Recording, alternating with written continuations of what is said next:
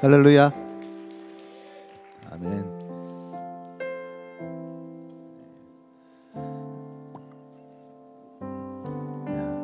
우리 말씀 봅니다.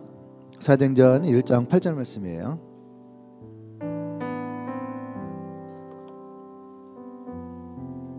사도행전 1장 8절 말씀.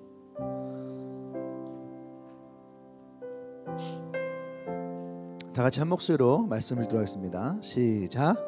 오직 성령이 너에게 임하시면 너희가 권능을 받고 예루살렘과 온 유대와 사마리아와 땅끝까지 이르러 내 증인이 되리라 하시니라. 아멘. 아멘. 네, 우리 아까 헌금 때 얘기 드렸던 것처럼 지난주에 우리 교회 새 성전에 대한 매각 대금을 다 치렀어요. 네. 물론 빚을 다 갚았다는 얘기 아니에요. 옮기기 위한 대금을 현재 다 치렀고요. 네. 그리고 현재 우리의 건축헌금은 79%, 79% 들어왔다고 아까 우리 경일이가 나에게 쪽지를 갖다 주더라고요. 네. 네, 여러분 많이 계속 기도해 주시고 또 여러분 제가 썼던 것처럼 이렇게 기도하고 또 헌금해 주셔서 우리가 이전을 하고 또 이제 그 실내 인테리어를 또 준비를 지금 한 중에 있어요. 예. 이게 뭐랄까 모르는 영역이기 때문에 이렇게 좀 어려운 것 같아요.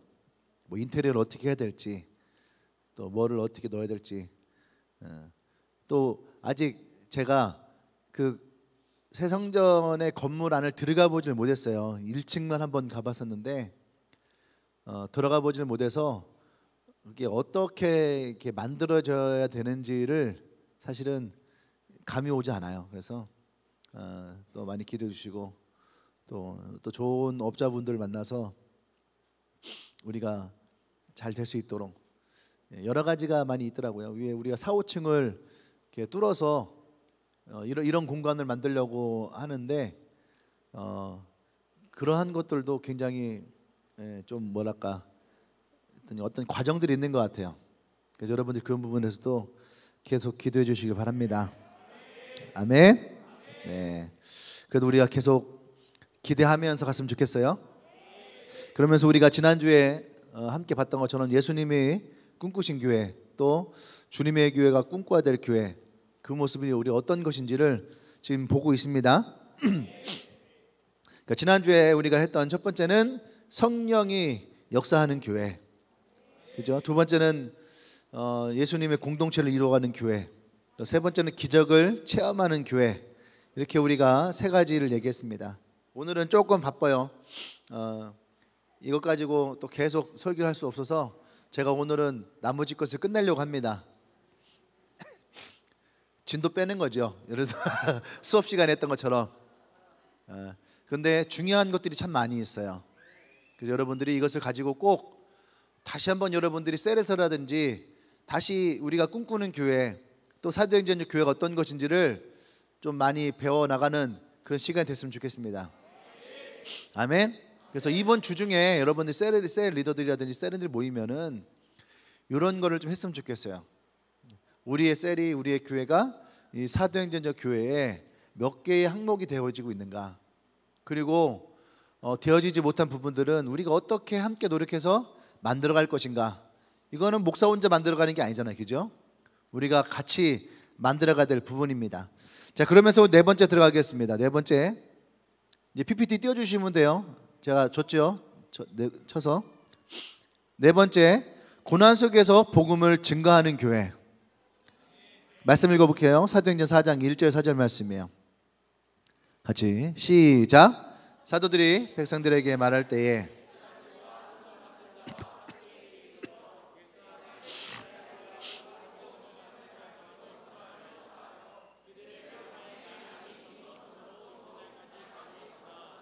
말씀을 듣는 사람들 중에 믿는 자가 많으니 남수가 약 5천이나 되었더라. 아멘. 예. 자, 여러분들이 지금 읽었던 이 말씀은 어떤 것을 얘기하고 있어요? 이들이 예수님이 잡혀가시고 오순절날이 왔고 이제 이들이 성령 가운데에 예수의 복음을 담대하게 사람들에게 전하고 있었습니다. 그런데 그때에 하루는 3,000명의 영혼들이 예수님을 믿게 되고 또 하루는 5,000명의 사람들이 예수를 믿게 되는 진짜 초자연적인 복음의 역사가 예루살렘에서 이루어지고 있다는 거죠. 이것만 들으면은 굉장히 해피하죠. 행복하고 즐거운 소식이죠. 그런데 복음은 항상 무엇을 동반했냐면은 고난과 함께 갔더라는 거죠. 고난 속에서 복음은 피어났다는 거예요. 제가 종종 얘기를 합니다. 이 땅에 복음이 어떻게 들어왔는가, 또 조선이라고 하는 땅에 어떻게 복음이 들어왔는가라고 할 때에 수많은 선교사님들의 고난과 또 핍박과 또 그들의 피로 말미암아, 아멘. 그래서 이 복음이 그 땅에 심어지고, 그죠? 예수님이 말씀하셨던 것처럼 우리 요한복음 하죠. 하늘의 씨앗이 땅에 떨어져서 죽었을 때에, 그때에 그 죽음을 통해서 수많은 생명이 살아나는 것을 우리는 예수님을 통해서 보게 되어집니다. 사도행전이 하나는 예수님의 이 성령의 역사하심과 복음의 전파에 있다면, 두 번째는 고난을 통해서 교회가 세워지는 거예요. 고난이 없이는 교회가 세워진 것이 없다라는 얘기입니다. 아멘.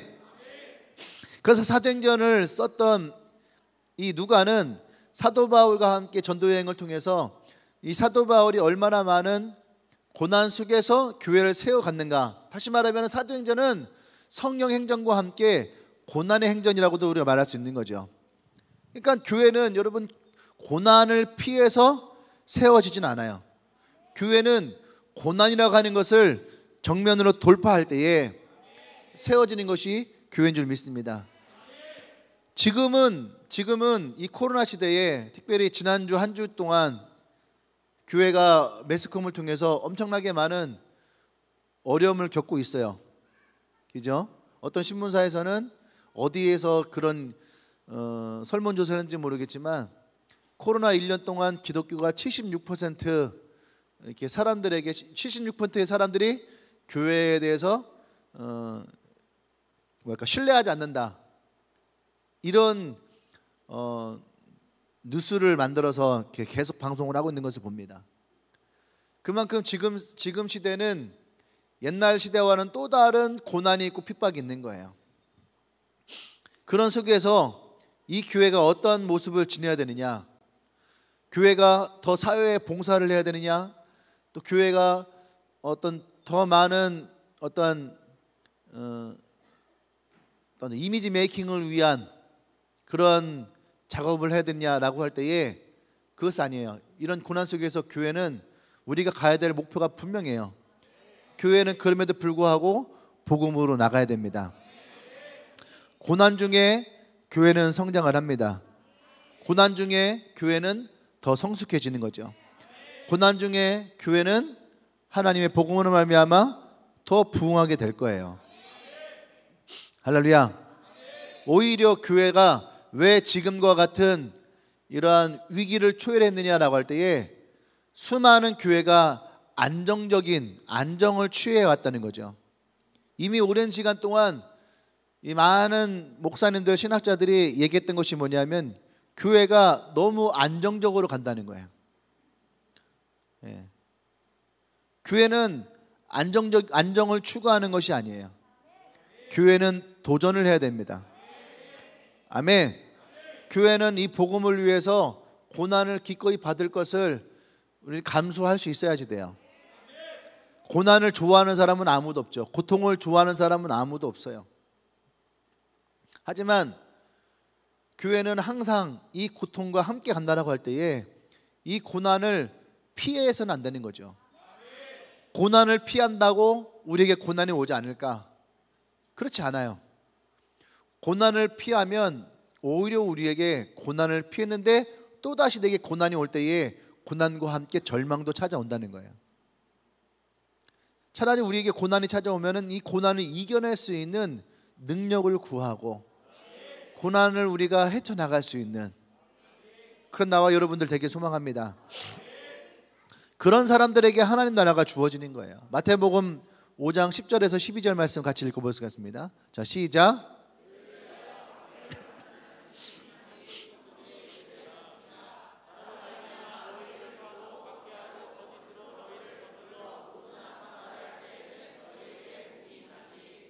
할렐루야. 우리가 하나님 나라를 꿈꾸며 들어간다면 우리가 하나님의 그 의를 위해서 고난을 받고 핍박을 받는 것을 두려워하지 않길 바랍니다. 아멘. 오히려 그것이 나와 여러분들이 내가 하나님 나라를 주어졌구나, 하나님 나라를 주어진 사람들에게 찾아오는 그 책임이고 그 대가인 것을 우리가 먼저 고백하고 나갔으면 좋겠어요. 그럼 왜 우리에게 이런 시련이 찾아올고 왜 이런 고난이 찾아올까? 왜 이런 아픔이 우리에게 찾아올까? 시련을 겪으면 거품이 빠지기 시작을 합니다. 우리의 신앙이 있잖아요. 지금 우리의 신앙은 여러분들 스스로가 나는 이만하면 이만하면 얘기를 해요. 그게 한국 교회의 모습이었어요. 한국 교회가 오랜 시간 동안 이 정도면 세계 선교 2위, 세계 10대 교회 중에서 4개인가 6개가 들어가 있는 그런 강국, 또 어디에 가든지 교회를 세우는 그러한 놀라운 개척 정신, 이러한 것들이 한국이 가지고 있었던 신앙의 거품이었다는 거죠. 우리에게 시련이 찾아오고 고난이 찾아왔을 때에 이런 거품들이 빠져나가기 시작하는 거예요. 그러니까 보세요. 지금도 이제 교회가 제대로 예배를 드리지 못하고 또 어떤 신앙적인 활동을 지금 1년 동안 하지 못합니다. 소모임 금지 시켜놓고 한국 교회가 굉장히 힘들고 어려운 상황 속에 살아왔죠. 그러다 보니까 한국 교회가 점점 약해지기 시작해요. 그러면 지난주 얘기했던 것처럼 점점 약해지면 없어져야죠. 근데 공산주의 속에서도 중국에는 지하교회가 여전히 1억 명 이상의 사람들이 복음 가운데서 살아있었고, 지금도 북한에서는 지하교회 사람들이 목사 없이 성경 없이 예배 없이 하나님을 향한 믿음 가지고 신앙 가지고 살아있다라고 얘기를 했습니다. 그러면 우리는 공산주의에 빠져 있는 것도 아니고, 그죠? 우리가 어떤 억압 속에서 빠져 있는 것도 아니에요. 그런데 우리는 단지 예배가 약해지고 소모임이 금지되었다는 이유만으로 우리의 신앙이 곤두박질을 치고 있다면 그거야말로 거품이죠. 그것이 우리의 거품이에요. 그래서 이 고난은, 시련은 우리에게 내가 얼마나 잘났는가에 대한 거품을 빼내기 시작합니다. 가난해지면 거품이 빠지기 시작하는 거예요. 또 우리가 몸이 안 좋아지면, 병들면 그 거품도 빠지기 시작하는 거예요. 거품을 빼고 우리의 군더더기를 빼면 과연 나에게 남아있는 것은 무엇일까요?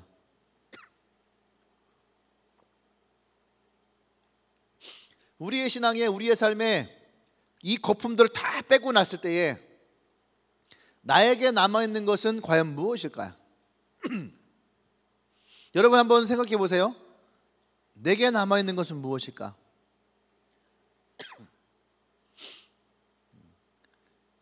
우리에게 남아있는 것은 내게 주신 주님의 은혜와 사랑. 할렐루야. 이 시련 가운데서, 고난 가운데서 나를 향하신 하나님의 은혜와 그 사랑이 어떠한 것인지를 깨닫고 나면, 할렐루야, 이것이 남으면 그때 우리에게 새롭게 생기는 것이 있는데 그것이 사명과 비전이라는 거예요. 내가 지금까지 참 쓸데없는 인생을 살았구나. 내가 지금까지 쓸데없는 욕심을 갖구나. 내가 지금까지 정말로 가치 없는 것에 내 시간과 내 인생을 걸고 살았구나 라는 것을 우리가 깨닫게 되면 결국 나의 삶에 내가 어떻게 무엇을 향해 가야 될지 그 사명과 비전과 목적과 방향이 정해지기 시작한다는 거예요. 할렐루야. 제가 20대 때에 이렇게 철학적인 고민을 한 건 아니었지만 내가 20대 때에 방황을 하면서 하나님의 그 은혜와 사랑 가운데서 내가 붙잡았던 것이 교회였어요. 내가 외부로 사역을 하면서도 주로 외부로 사역을 하면 외부 로컬 처치, 파라처치라고 하는데, 파라처치적인 부분에 성향이 강해요. 선교회적 성향이죠. 선교회적 성향. 그래서 기존의 교회에 대해서 비판을 하기 시작하고 선교회적 성향을 지니게 되어지는데, 제가 어느 날 이 은혜와 사랑을 깨닫게 됐을 때에 내 안에 로컬 처치에 대한 꿈을 꾸기 시작했어요. 아, 진짜 교회가 살아야 되는구나. 집회를 다니면서 사람들을 만났을 때에, 청소년들을 만나고 청년들을 만났을 때에, 아, 교회가 살아야 되겠구나. 할렐루야. 그래서 저에게 찾아왔던 사명과 비전은 교회였어요. 물론 그때 내가 목사가 되겠다는 꿈이 있던 것도 아니고 내가 개척을 해야 되겠다라는 생각이 있었던 것도 아니에요. 근데 그때의 마음에 내 안에 교회가 살아야 되겠다. 그것이 저의 사명이었고 저의 비전이었어요. 그것이 어쩌면 하나님이 꿈을 키워서 주님의 교회를 향한 하나님의 계획이 시작되었던 것이 아닌가라는 생각을 합니다. 할렐루야. 여러분, 교회가 세워지는 것은 결코 우리가 어떤 허니문과 같은 꿈을 꾸면서 세워지는 것은 절대 아니에요. 교회는 항상 고난과 함께, 이 고난을 우리가 품을 때에, 그때에 교회가 세워져요. 여러분이 꿈꾸는 교회가 있다면, 사람들은 내가 꿈꾸는 교회를 찾아서 그 교회를 찾아다니는 사람들이 참 많아요. 우리가 잘 아는 것처럼 파랑새라고 하는 동화를 보면 자기 행복을 찾아서 여전히 그 파랑새를 찾아다녔던 소년의 이야기가 있지 않습니까? 근데 꿈을 깨고 자기의 집을 봤더니 자기의 집에 뭐가 있어요? 파랑새가 있었죠. 예. 여러분, 저는 그런 생각을 합니다. 내가 꿈꾸는 교회는 이 고난을 통해서 한 가지를 만들어 나갈 때에 생겨나는 것이지, 남이 만들어 놓은 곳에 내가 들어간다 해서 내가 꿈꾸는 교회가 일어나는 것이 아니에요. 많은 사람들이 주님의 교회에 올 때에 그런 생각을 했거든요. 아, 정말로 내가 꿈꿨던 교회예요. 저에게 그런 얘기를 했던 사람들 중에서 정상적으로 꿈을 꾸며 이 비전과 사역 가운데 나간 사람들을 저는 거의 본 적이 없어요. 또 어떻게 그런 분들은 이 교회 성장학이라든지 또는 어떤 책들을 보면은요, 그런 분들은 욕구예요, 욕구. 내가 이 욕구를 채워지면은 좋은데 다시 그 욕구가 비워지기 시작하면 또 다시 그 욕구를 쫓아서 떠나가기 시작하는 거예요. 그러면 일생 동안을 그분들은 계속 그 욕구만을 채워가는 거죠. 그러면 과연 그 욕구가 무엇을 위한 것이냐? 교회는 내 욕구를 채우기 위해서 세워진 것이 아니라는 것을 여러분들 아시길 바랍니다. 교회는 예수 그리스도 십자가로 우리가 복음 안에서 영혼을 구원하기 위해, 생명을 살리기 위해 세워진다는 것을 여러분들이 기억하시기 바랍니다. 다섯 번째 볼까요? 다섯 번째는 다섯 번째 같이 읽어볼까요? 다섯 번째, 그 여섯 번째고 다섯 번째. 자, 시작. 소유를 나누어 쓰는 교회. 예, 또 밑에 있죠. 같이 시작. 아멘. 사도인적 교회의 특징이라는 거예요. 소유를 나누어 쓰었다라는 거죠. 소유를. 말씀 읽어보도록 하겠습니다. 시작. 말씀. 사도행전 4장 32절 말씀.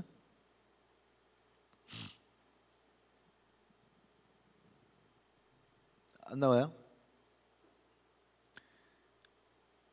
32절 말씀. 안 썼어요? 사도행전 4장 32절에서 37절 없으면은 제가 읽도록하겠습니다. 믿는 무리가 한 마음과 한 뜻이 되어 모든 물건을 서로 통용하고 자기 재물을 조금이라도 자기 것으로 하는 이가 하나도 없더라. 사도들이 큰 권능으로 주 예수의 부활을 증언하니 무리가 큰 은혜를 받아 그 중에 가난한 사람이 없으니 이는 밭과 집 있는 자는 팔아 그 판 것의 값을 가져다가 사도들의 발 앞에 두매 그들이 각 사람의 필요에 따라 나누어 줌이라. 할렐루야. 아멘. 우리가 사도행전을 볼 때마다 항상 나오는 이야기 중에 하나가 바로 이거예요. 자기의 재물을 팔아서 필요한 사람들에게 이것을 나누어 주더라. 초대교회는 이것을 누가 시켜서가 아니라 자발적으로 자기의 소유를 나누기 시작했다는 겁니다. 이 부분은 제가 설교를 몇 번 했었죠. 왜 그랬을까요? 그들은 자기들이 가지고 있던 이 재산의 가치보다 복음에 대한 가치를 더 중요하게 여겼다는 거죠. 왜 이들은 그럼 이 가치를 알았을까요? 이들은 나라를 빼앗긴 슬픔과 그 상황을 경험을 했고, 또 그들은 현재도 이 나라를 빼앗겼기 때문에 언제든지 나의 재산은 누구에게라도 빼앗길 수 있다는 거예요. 그래서 이것을 내가 갖고 있으나 이것은 언제나 내 것이 아니라는 것을 알고 있는 거예요. 그렇기 때문에 이들은 자기의 재산에 대한 욕심을 갖기보다 이것을 그때에 필요한 사람들에게 나누어 쓰는 것을 더 중요한 가치로 여겼다는 겁니다. 또 이들은 복음을 전하는 자들에게, 우리가 얘기하면 숙식을 제공하고 그들을 섬겼어요. 그것이 그들에게는 은혜고 기쁨이었고, 이것을 통해서 이 초대교회에서 우리가 배워야 될 것이 뭐냐면 물질에 대한 소유와 이기심을 극복했다라는 거예요. 이 시대를 살아가고 있는 나와 여러분들은 이 물질에 대한 유혹 가운데 항상 도전을 받습니다. 초대교회가 승리할 수 있었던 가장 중요한 이유는 바로 이 물질의 유혹을 넘어섰다는 거예요. 우리는 돈에 대해서 얼마나 예민합니까? 또 이 시대가 돈에 대해서 얼마나 예민하게 우리를 만들고 있나요? 그렇기 때문에 우리는 이 물질이라는 것 앞에서 항상 예민해질 수밖에 없는 그런 시대적 상황에 놓여 있어요. 사람들은 돈을 가지고 사람들을 조종하려 합니다. 그죠? 돈이 많은 사람들이 갑질을 하는 것에 대해서 어쩌면 우리는 욕은 하지만 막상 내가 그 앞에 섰을 때에 당할 수밖에 없어요. 그죠? 우리 이제 지금 이사를 하고 있는 많은 사람들이 있는데, 이사를 할 때마다 느끼는 게 있죠. 야, 진짜 이래서 사람들이 집을 사야 되는구나. 이런 생각들 여러분 참 많이 할 겁니다. 우리가 그런 유혹들 가운데 항상 도전을 받고 있기 때문에 우리는 이 물질에 대해서 나도 모르는 사이에 이 소유욕이 생기고 또는 이기심 가운데 빠질 수가 있는 거죠. 세상에서 제일 치사한 게 먹는 것 가지고 사람 조종하는 거죠. 그죠? 먹고 사는 문제. 돈 가지고 사람을 부리는 거, 이렇게라 저렇게라 부리는 것들. 그래서 예수님이 너희가 무엇을 먹을까, 무엇을 마실까, 무엇을 입을까 염려하지 말라 라고 했던 그 이유가, 어쩌면 우리가 이 땅을 살아갈 때에 가장 우리의 욕구 가운데 제일 먼저 찾아오는 것이 바로 이 물질에 대한 부분인 것 같아요. 할렐루야. 근데 우리가 이런 교회 안에 이런 모습을 지니고 있다면 이것은 사도행전적 교회가 아니라는 거죠. 물질의 이기심 가운데 빠져 있다면, 그죠? 아무리 유명하고 전통이 있고 멋있어도 그 안에서 이 물질 때문에 권력의 다툼이 일어나고 재물의 분쟁이 일어난다면 그것은 사도행전 교회가 아니죠. 많은 교회들이 교회 재산 문제로 교회가 깨지고 갈라지고 하는 것들을 보게 됩니다. 여태까지 우리는 이런 것을 경험할 수가 없었어요. 왜냐? 우리는 재산이 없었으니까. 교회에 재산이 없으니까. 저는 이번에 처음 알았어요. 교회도 신용 등급이 있구나. 교회가 신용 등급이 있다는 것을 저는 이번에 알았어요. 그래서 교회의 신용을 조사를 하겠다는 거죠. 뭘 조사하나요? 그랬더니 교회가 대출을 받았거나 빚을 졌거나 뭐 이런 것을 보겠다는 거예요. 아, 교회가 그렇게 빚을 줄 수 있나요? 대출 받을 수 있나요? 그거 제가 얘기했어요. 우리 교회는 채무 관계는 깨끗합니다. 왜냐하면 한 번도 빚을 져본 적이 없으니까, 교회가. 왜냐하면 질 수가 없었으니까. 지고 싶었는데 없었어요. 허락되지 않았거든요. 그래서 우리 교회의 등급은 아마 괜찮을 겁니다. 그랬더니 전화가 왔어요. 은행에서. 뭐라냐면은 정말로 깨끗하더군요. 한 가지도 없더군요, 교회가. 그랬어요. 근데 이제 교회가 재산이 생기게 됐으면, 물론 빚이 대다수지만 이 빚이라도 가져가신다면 드리도록 하겠습니다. 근데 어쨌든 여러분 지금까지 주님의 교회는 그래도 우리의 소유를 나누는 것을 기쁨으로 여겼던 분들이 참 많이 있어요. 아멘. 저는 이 부분이 사실은 가장 우리가 꿈꾸는 영적 가족의 모습이라는 생각이 들어요. 네. 집에서 밥 먹으면서 내가 최대한 오늘 밥 먹었으니까 돈 내놔, 뭐 이런 얘기 안 하잖아요. 그죠? 여러분들이 누군가가 여러분들 월급 타면은 집에서 월급 타면 엄마 생활비 줘야 안 줘요? 안 주는구나. 집에 같이 살면은. 근데 나는 그런 생각이 듭니다. 우리 교회가 이제 교회가 규모적으로는 굉장히 커지는 거거든요. 생각해 보세요. 교회가 건평이 1,400평이에요. 밖에 주차장 빼고 정원 빼고, 정원에 나무가 120개가 있어요. 근데 120개를 한 그루당 팔면은요, 그게 2천 몇백만 원이에요. 사오는 것은 아마 그 2배는 될 겁니다. 팔을까요? 우리는 나무를 키울 능력이 없는데 아마 다 죽일 것 같아. 죽기 전에 팔까요, 그거 다? 다 내가 똑같은 말. 좋아요.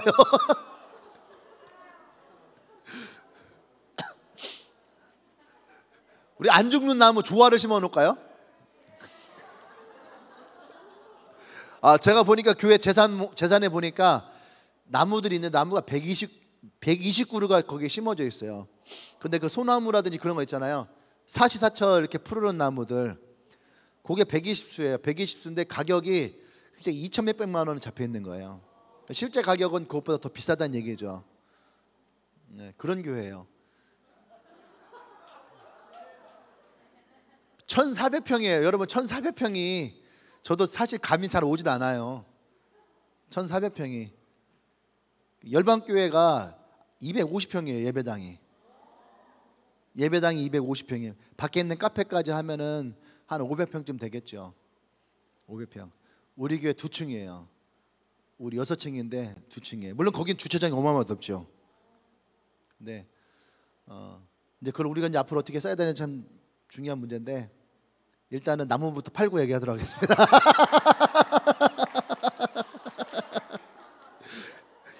교회를 인수하고 제일 먼저 한 작업이 나무 팔기. 그것도 생명을 살리는 거예요. 우리가 생명을 살릴 수 없기 때문에.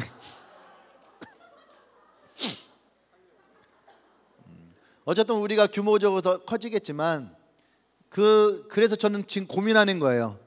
이 안에 우리가 이 교회에서 있던 그 분위기를 어떻게 그 교회에 다시 가서 그 분위기 그대로 이어갈 것이냐, 그 고민을 하고 있는 중입니다. 그래서 난 우리 교회가 더 그 모습을 만들어가고 더 좋은 모습으로 확장되어 가길 바랍니다. 아멘. 네. 다음 여섯 번째는 같이 시작. 정직과 거룩을 꿈꾸는 교회. 사도행전 5장 1절에서 4절까지 말씀이에요. 같이 시작.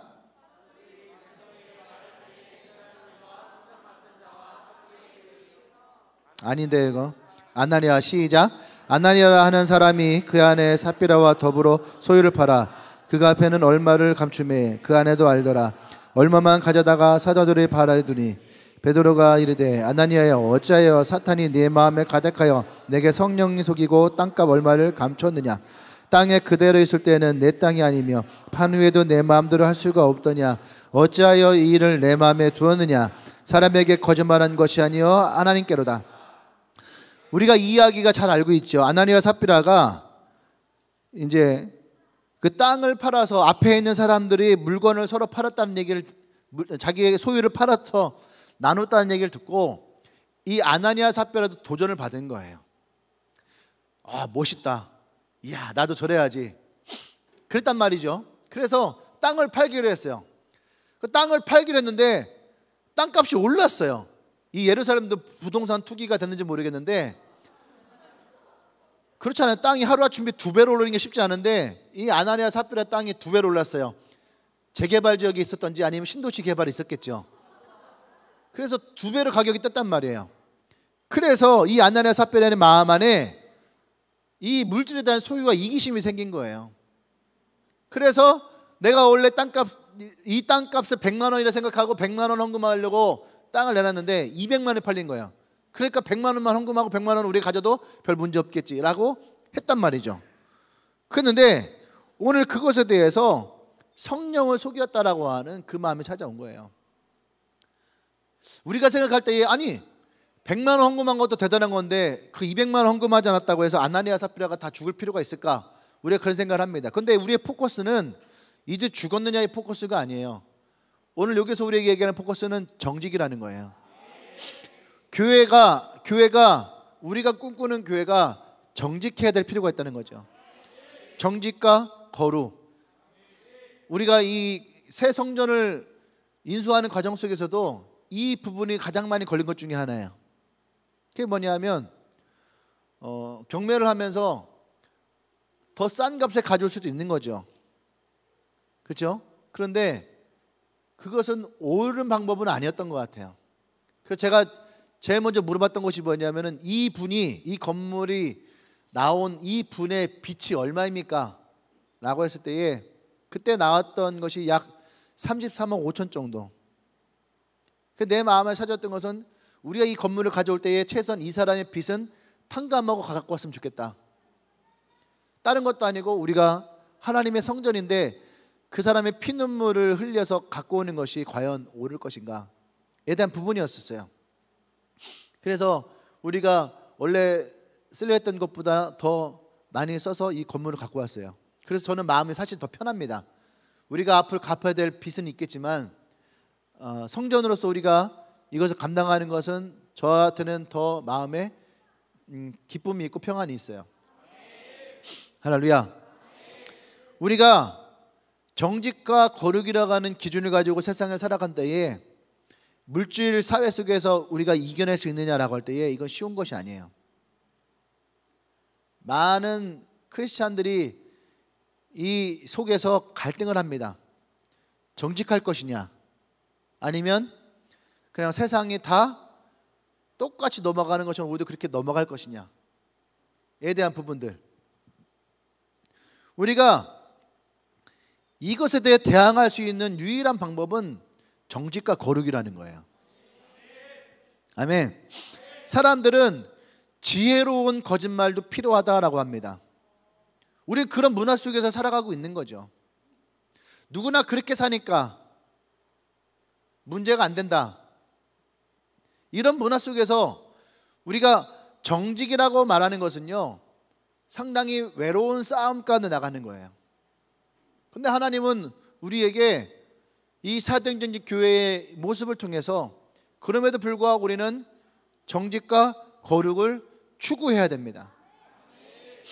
교회가, 나와 여러분들이 이 정직과 거룩을 바라보고 꿈꾸며 나갈 수 있어야 돼요. 교회의 본질은 바로 이 거룩이고 정직이기 때문이죠. 이런 교회가 사도행전적 교회를 모습을 갖추는 것이고, 이런 교회가 능력이 있는 것이고, 이런 교회가 물질의 시험 가운데서도 이겨낼 수 있는 거죠. 아멘. 또 우리는 계속 물질과 이러한 시험을 계속 우리는 받는다 얘기했잖아요.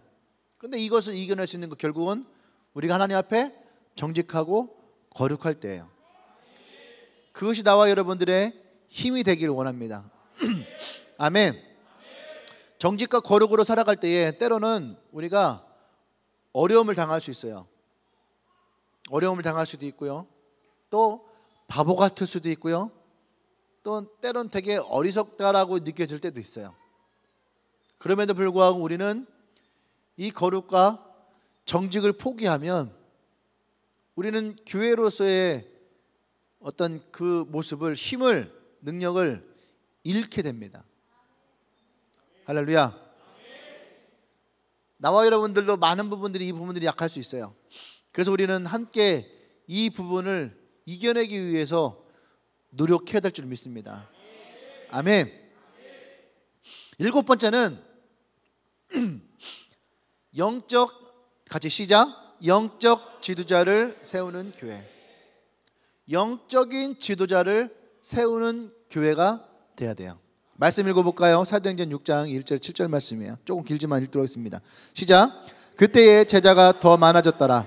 헬라파 유대인들이 자기의 과부들이 매일의 구제에 빠짐으로 히브리파 사람들을 원망하니 열두 사도가 모든 제자를 불러 이르되 우리가 하나님의 말씀을 제쳐놓고 접대를 일삼는 것이 마땅하지 아니하니 형제들아 너희 가운데 성령과 지혜가 충만하여 칭찬받는 사람 7을 택하라. 우리가 이 일을 그들에게 맡기고 우리는 오로지 기도하는 일과 말씀 살기에 힘쓰기라 하니 온 무리가 이 말을 기뻐하며 믿음과 성령이 충만한 사람 스데반과 또 빌립과 프로고노와 니가노르와 디몬과 바메나와 유대교에 입대했던 안디옥 사람 니골라를 택하여 사도들의 앞에 세우니 사도들이 기도하고 그들에게 안수하니라.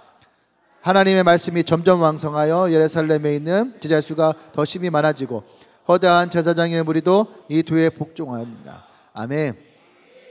이것은 초대교회의 7 집사를 세운 이야기죠.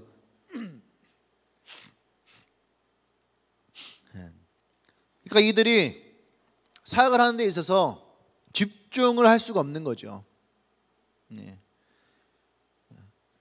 그래서 이들이 7명의 집사를 세우고 리더를 세우는 거죠. 이 리더를 세우고 이 리더들로 하여금 하나님의 일에 집중할 수 있도록 교회에서 인정받는 사람 7명을 택하여 그들을 집사로 리더로 세웠다는 얘기죠.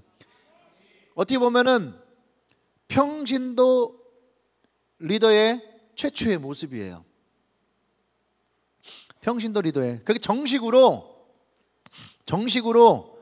7명의 리더를 세운 거죠.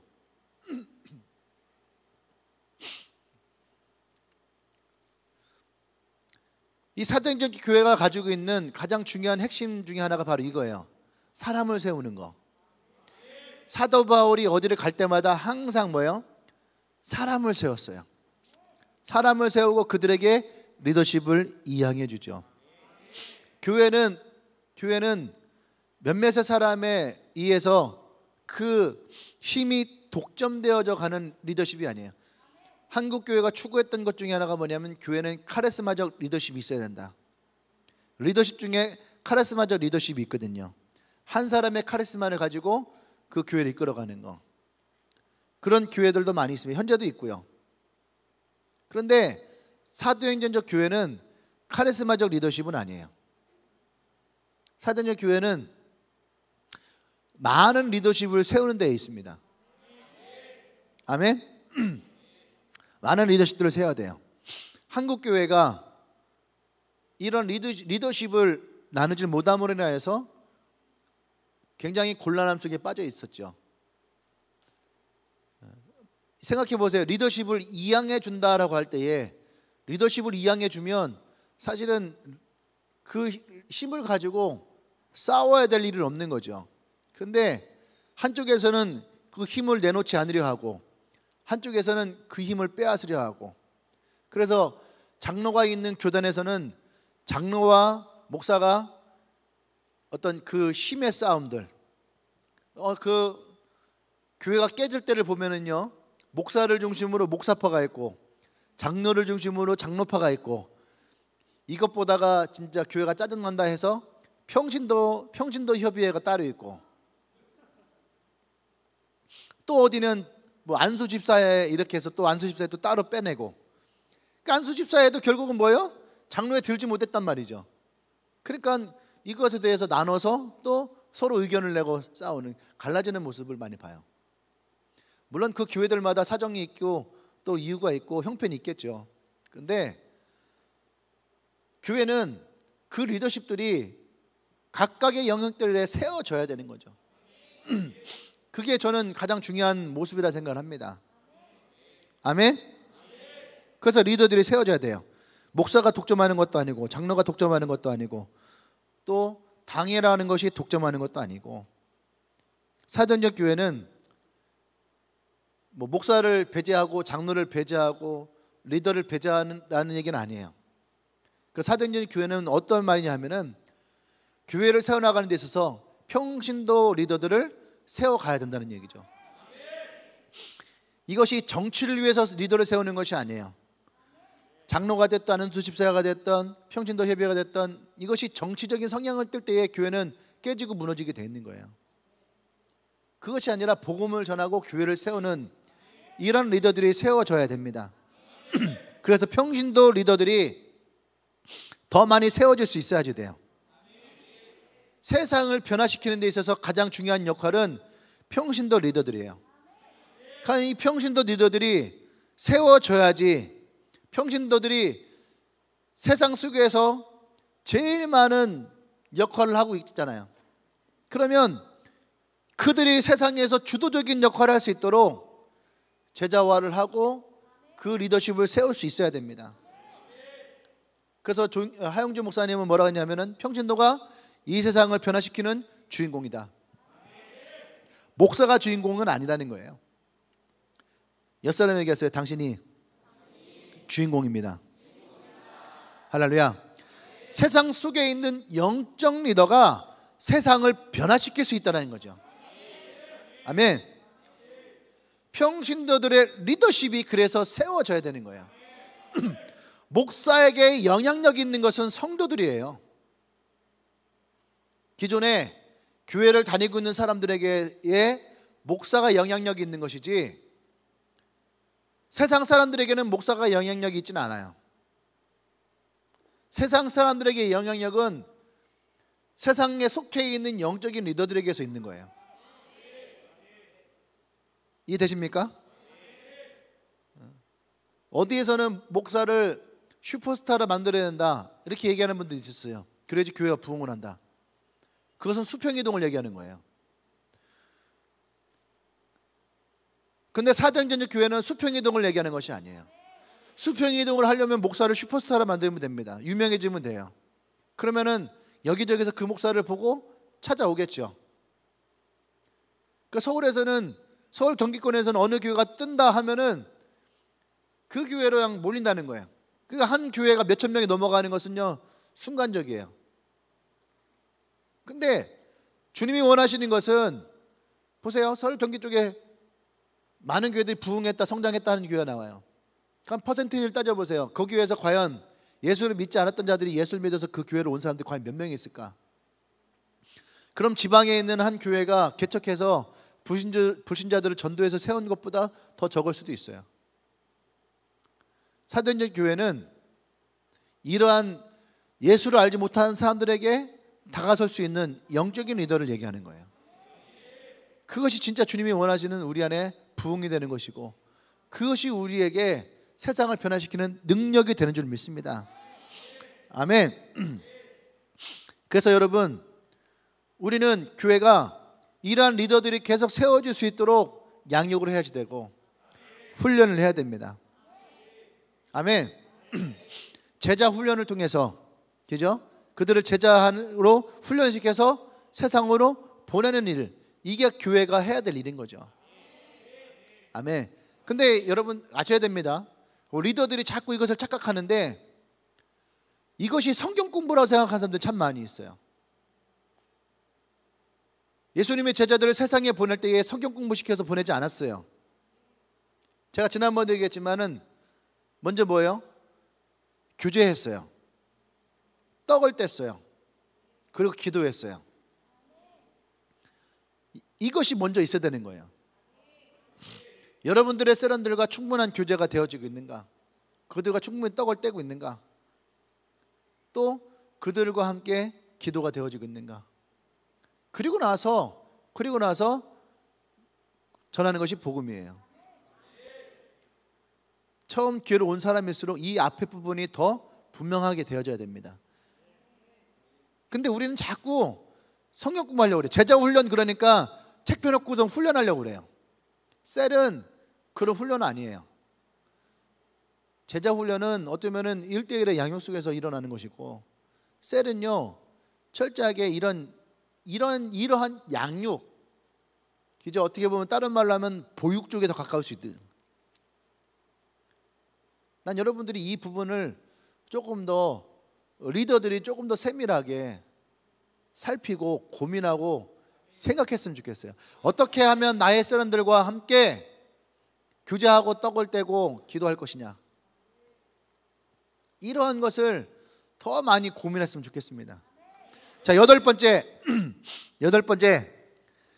같이 시작. 이방인을 가슴에 품는 교회. 아멘. 같이 한번 말씀 읽어볼까요? 이방인을 가슴에 품는 교회. 사도행전 10장 말씀이에요. 같이, 자, 시작.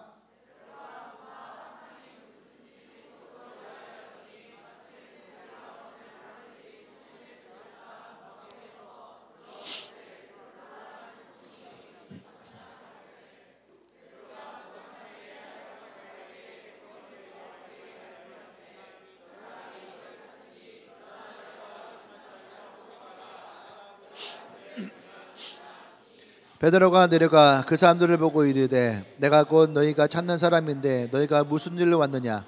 그들이 대답하되 백부장 고넬료는 의인이요 하나님의 경외하는 사람이라. 유대에 온 족속이 칭찬하더니 그가 거룩한 천사의 지시를 받아 당신을 그 집에 청하여 말을 들으려 하느니라 한데 베드로가 불러 이를 유숙하니라. 아멘. 여기까지만 하겠습니다. 20절까지만.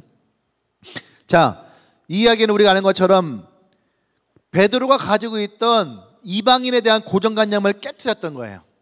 그리고 복음은 구원은 유대인에게만 머물렀지 않고 이방인에게도 흘러간다라고 하는 것을, 그래서 사도 바울이 이방인에게 복음을 증거했을 때에 이 사도 바울을 대변했던 사람이 베드로예요. 내가 직접 그 이방인들에게 찾아가서 기도하였더니 형제들아, 우리가 오순절날에 우리에게 임하였던 성령이 그들에게도 동일하게 임하더라. 그래서 이방인의 선교가 이제 어떻게 해요? 실제적으로 그들에게 전해지기 시작합니다. 할렐루야. 교회의 본질은 우리끼리만 함께하는 것이 아니라는 거죠. 다른 사람을 가슴에 품는 것, 다른 민족을 가슴에 품는 것, 나와 다른 문화를 가지고 있는, 언어가 다르고 있는, 가치가 다른 사람들을 예수 그리스도의 이름으로 품고 그들과 기꺼이 한 형제가 되는 것. 아멘. 그래서 진정한 사도행전적 교회는 이러한 것들을 가슴에 품고 이방인들을 향해서, 우리가 다른 사람들을 향해서 이 복음을 전하며 그 사랑을 전하는 것이 진짜 사도행전적 교회라는 거죠. 아멘. 특히 주님의 교회는 이 캠퍼스와 젊은이를 향해서 품고 있죠. 그죠? 우리가 살아온 지역도 다르고 문화도 달라요. 그래서 우리가 예수의 이름 안에서 하나가 되기 위해서 노력하는, 이 복음을 전하는 그러한 교회. 나는 주님의 교회가 계속 이 꿈과 이 비전 가운데 있기를 원합니다. 앞으로 시대가 지나갈수록 우리가 복음을 전하는 것이 더 힘들고 어려워질 수 있을 거죠. 그럼에도 불구하고 우리가 이 복음을 전하는 것을 멈추지 아니할 때에 여전히 성령이 우리 가운데 역사하시는 그 은혜와 사랑도 멈추지 않을 거라고 저는 생각을 합니다. 오늘 아침에도 제 마음 가운데 찾아왔던 것이, 야, 진짜 우리가 새 성전으로 이전하는 것, 이 교회가 성장해서 그것을 이전하는 것, 정말 이건 기적이구나. 오늘도 저는 그 기적을 바라보고 또 기도합니다. 근데 단지 그것이 우리에게 건물로 끝나지 아니하고 진짜 하나님의 본질적인 교회를 이루어갈 수 있는 그런 주님의 교회가 되어지길 소망합니다.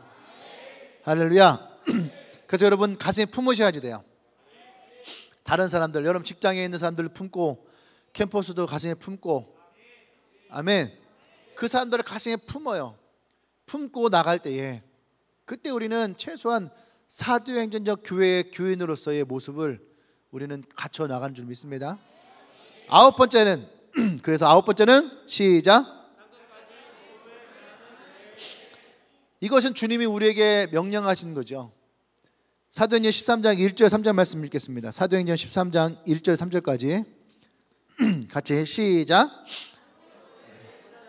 교사들이 있으니 곧 바나바와 니게르라 하는 시므온과 구레네 사람 루기오와 분봉왕 헤롯의 젖동생 마나엔과 및 사울이라.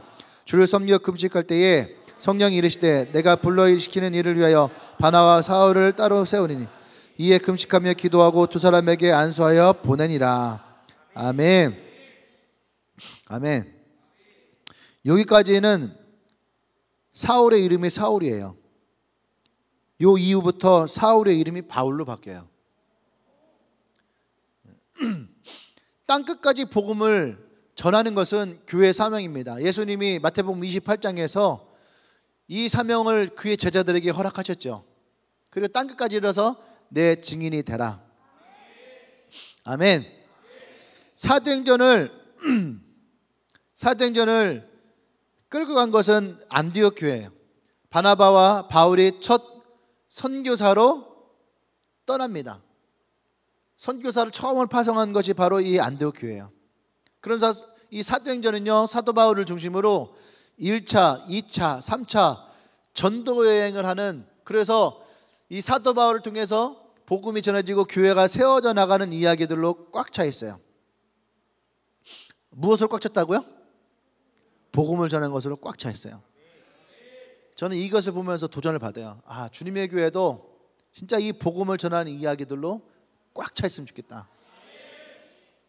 무엇으로 꽉 차 있을까? 요즘에 인테리어를 생각하다 보니까 그 인테리어를 무엇으로 채울까? 그러다가 어제 다시 이 말씀을 보면서 우리의 최고의 인테리어는 복음이다.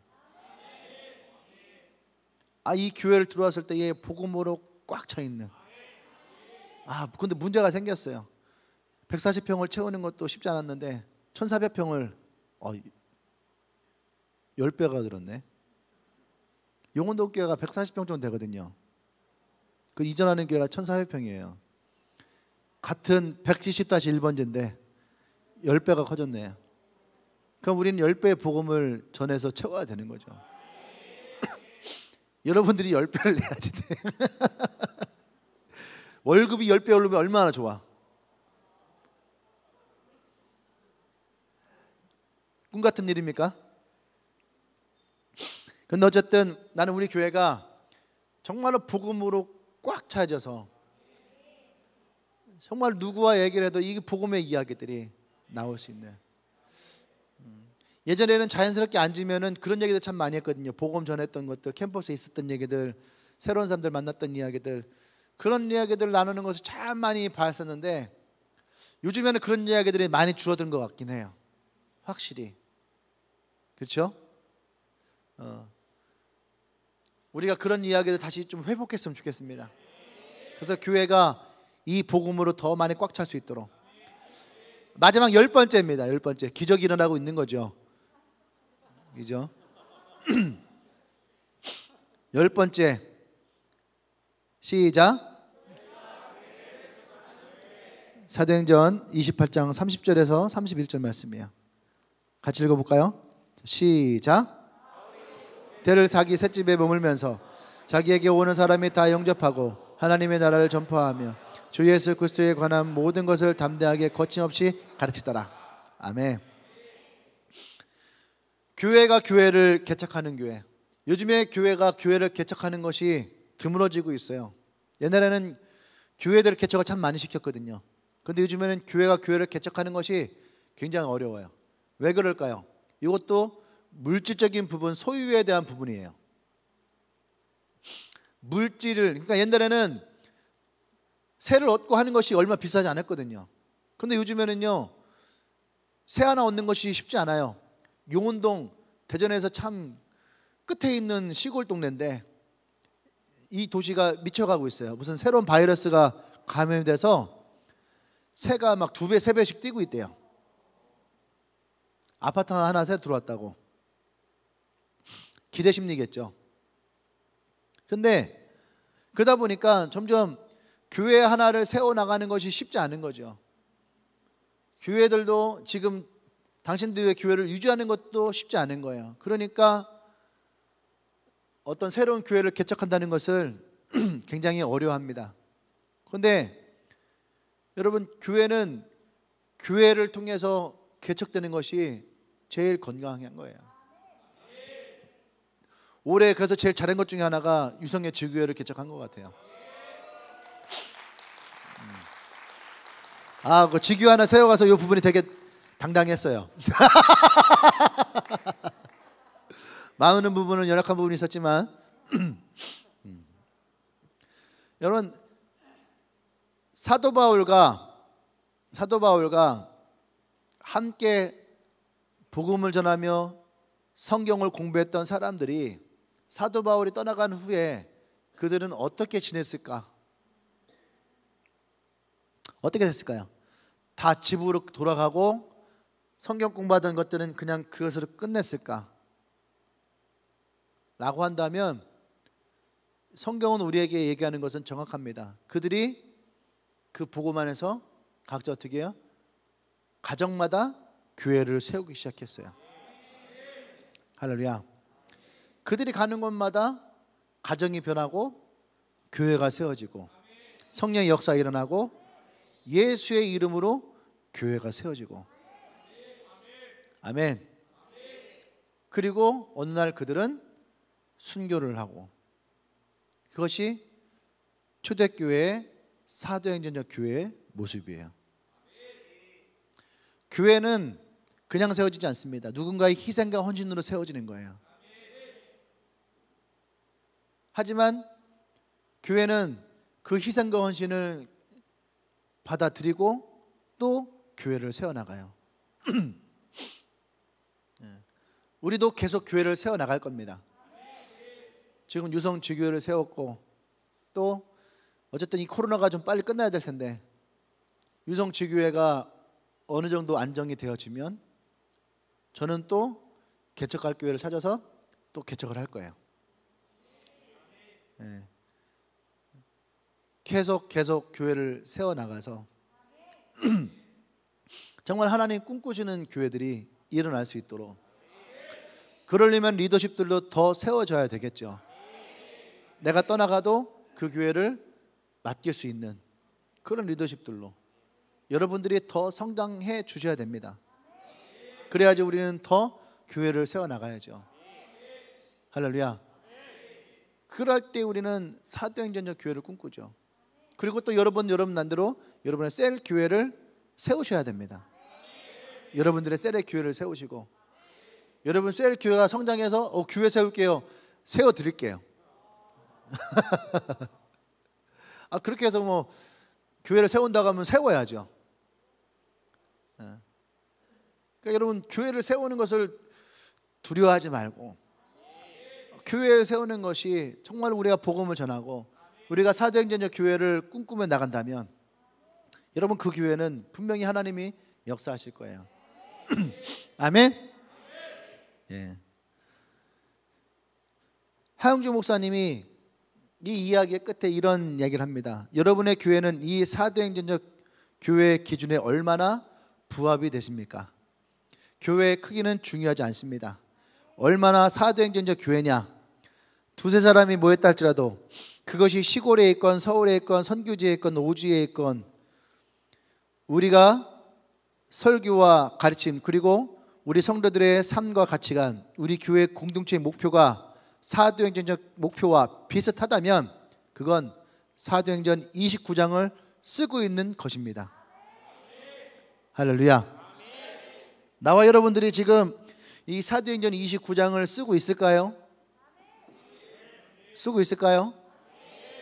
할렐루야. 몇 줄이나 쓰여졌는지 모르겠지만 쓰여지기 위해서 많이 노력하고 있는 것은 사실인 것 같아요. 발버둥 칠 때도 있었고요, 눈물 흘릴 때도 있었고요, 그리고 더 잘하고 싶어서 몸부림칠 때도 있었고요. 지금도 그런 시기를 우리는 겪고 있다고 생각이 듭니다. 사랑하는 여러분, 우리는 여전히 부족하지요. 사도 바울이 이루었던 이 사도행전 교회들을 쫓아가기에 우리는 여러모로 많이 부족할 수가 있어요. 우리가 이 교회와 똑같을 수는 없어요. 하지만 우리가 이 마인드를 가지고 이 교회를 닮아가기 위해 노력은 할 수 있어요. 노력을 할 때에 2개를 닮을 수도 있고 3개를 닮을 수도 있어요. 10개를 다 닮을 수는 없어요. 하지만 이것을 닮기 위해 끊임없이 노력하고 더 하나님이 세우시는 그 기회를, 주님이 꿈꾸시는 기회를 만들기 위해서 몸부림치고 눈물을 흘리고 복음을 전한다면, 여러분 그것으로만으로도 주님은 이 기회를 축복하시고 여러분들을 축복할 충분한 이유가 있는 거 아닙니까? 사랑하는 성도 여러분, 나는 주님의 교회가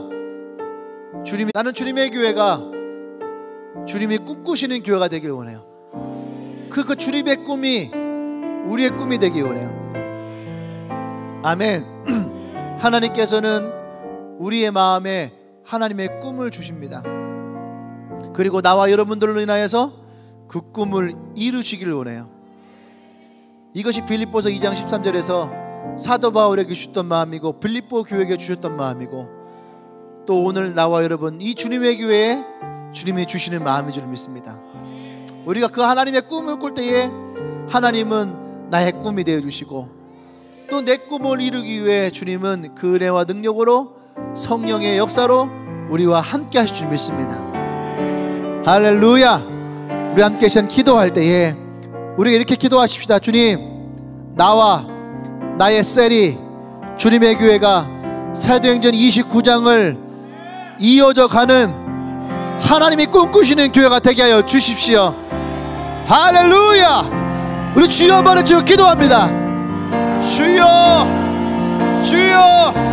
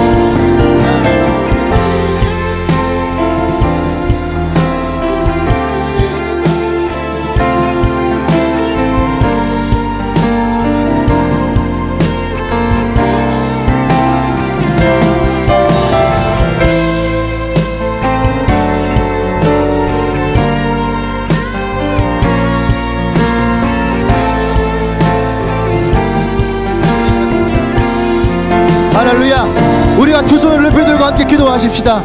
하나님, 이 교회가 정말 하나님 꿈꾸시는 교회가 되기를 원합니다. 하나님, 이 교회가 정말 하나님 이루시는 교회가 되기를 원합니다. 하나님, 이 교회가 하나님의 마지막 대안이 되기를 원합니다. 할렐루야. 우리 교회를 위해서 기도하겠습니다.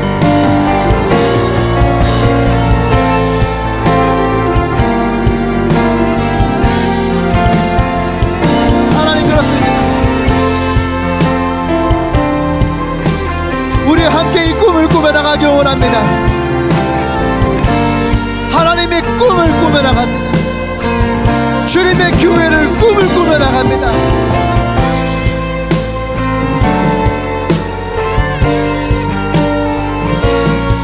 아버지 부으셔보소. 하나님 부으셔보소. 하나님의 꿈이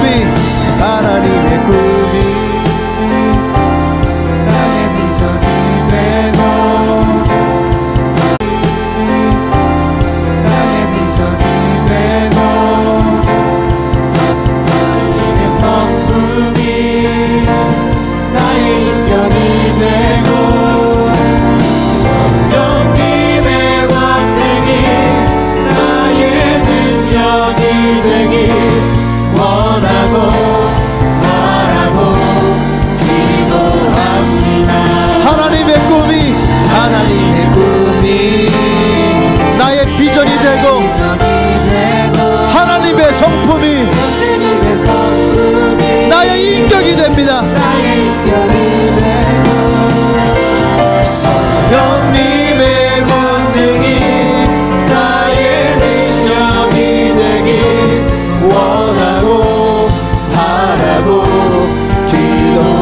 한번 두 손을 펴들고 하나님의 꿈이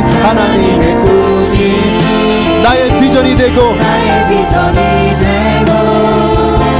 성령님의 성품이 나의 인격이 되고 성령님의 권능이 나의 능력이 되길 원하고 바라고 기도합니다. 그렇습니다. 주님, 하나님이 이 사도행전을 통해서 하나님의 교회가 어떻게 이 복음이 전해지고 교회가 세워졌는지를, 또 하나님이 어떠한 교회를 꿈꾸시는지를 우리가 바라봅니다. 하나님, 이 주님의 교회가 이 꿈을 꾸기를 원합니다. 우리의 피어버서 또 이 복음을 전합니다. 이것이 우리의 사명이 되게 해주시옵소서. 또한 우리가 교회를 세웁니다. 이것이 하나님의 나라가 되기를 원합니다. 하나님 기름 부으셔서 연약한 자를 들어서 하나님 강한 자들을 부끄럽게 하시고 부족한 자를 통해서 부유한 자를 부끄럽게 하시옵소서. 이 교회가 하나님의 능력이 역사하는 교회가 되어지길 원합니다. 성령님, 우리에게 하나님의 은혜를 부으셔서 하나님의 꿈꾸시는 교회로 우리를 이끄시고 만들어 주시옵소서. 우리의 바람이고 우리의 기도니 하나님이 응답할 줄 믿습니다. 이제는 우주 예수 그리스도의 구속의 은혜와 하나님의 크신 사랑과 성령의 교통 역사하심이 우리가 사도행전의 교회를 꿈꾸며 하나님의 꿈을 나의 꿈으로 나의 비전으로 받아들이며 이 주님의 교회를 그렇게 세워가기를 고백하며 선포하는 주님의 교회 모든 성도들을 위해 지금부터 영원토록 함께 하시기를 간절히 축원하옵나이다. 아멘. 나의 비전이 되고 고백합시다. 예수님의 성품이 나의 인격이 되고 성령님의 권능이 나의 능력이 되길 원하고 바라고 기도. 다시 한번 찬양합시다. 하나님의 꿈이 우리의 비전이 될 것입니다. 나의 비전이 되고 예수님의 성품이 우리 삶의 인격이 될 것입니다. 나의 인격이 되고 성령님의 권능이 나의 능력이 되길 원하고 바라고 기도하며 원하고 바라고 마지막으로 고백합시다. 원하고 바라고 기도합니다. 아멘. 할렐루야. 그 주님께 다시 한번 영광의 박수 올려드립시다. 네.